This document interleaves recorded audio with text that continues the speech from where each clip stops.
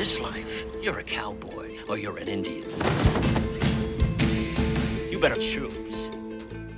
The most exciting thing about working on Penny Dreadful was that we had such a great support team, and I had known about John Logan for years in his body of work, and he's an incredible storyteller. So for a production designer, it's a dream come true to work with somebody like him who writes these incredibly complicated, relatable, thoughtful characters. So it was the best experience in my life, and I would like to continue working on the show for years to come.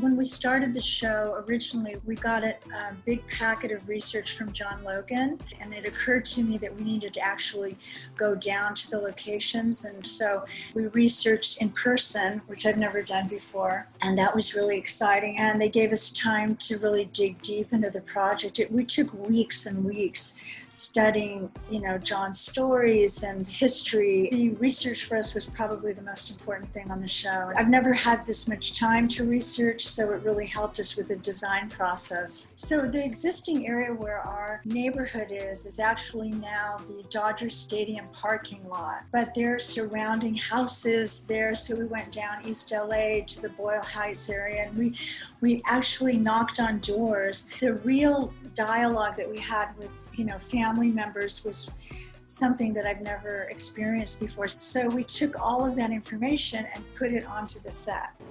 Why us? Like I know, but Vanderhoff called me himself. Not the watch commander? Vanderhoff himself. Jesus. Melody Ranch is owned by the Valier family. We were there originally for the Deadwood series. So at the end of the show, Mark Tobey talked to me and he said, "Do you think that we could turn this street into downtown Los Angeles?" And I said, of course. The tricky part was that there's a lot of history there. There are a lot of buildings that we built interiors to. So we could take some of the Western buildings down, but there were many buildings that we had to leave there.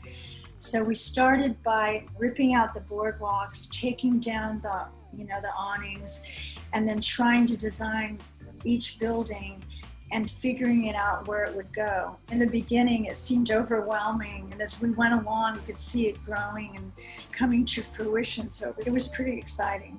Isn't she beautiful? That's one word. Those teeth. Her magic is very powerful. You pray to her, and she gives you what you want. We researched Santa Muerte, and Santa Muerte was a folk saint, not a Catholic saint. So a lot of the Catholics don't believe in Santa Muerte, but the people that do believe in her, they're usually Catholics.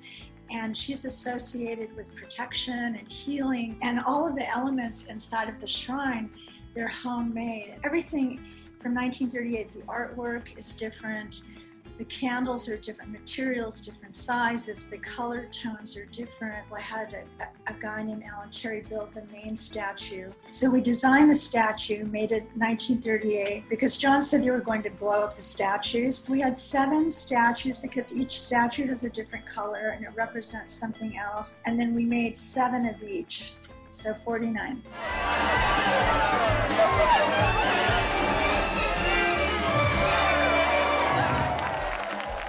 I really didn't know what to do with the Crimson Cat, but we decided it was going into this particular stage, and that was a set that evolved. It was like a beautiful experience because John was saying, it needs to be sexy, and he mentioned that he loved the colors red and black.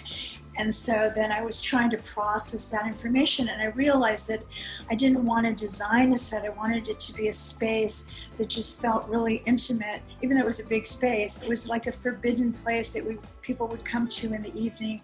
It occurred to me that this set had to be just minimalist set. It had to just be a space with levels and colors. So I put in fabric, and I thought, this is a place that the townspeople put together. It's not a designed place because it's about the characters.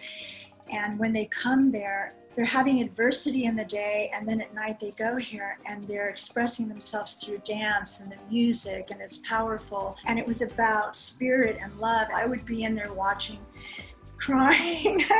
For me, it ended up being, my favorite set in my entire career because it was just to honor the characters, and it was very simple, and it was just a beautiful space. It was really about the characters. You are the first Chicano detective in the Los Angeles Police Department. You wear that badge proudly, and you help the next man up. He helps the next one. That's what we do, eh? We were trying to figure out what set should we start with. We had to build the street, and we had to build the neighborhood, and we had, like 75 hero sets.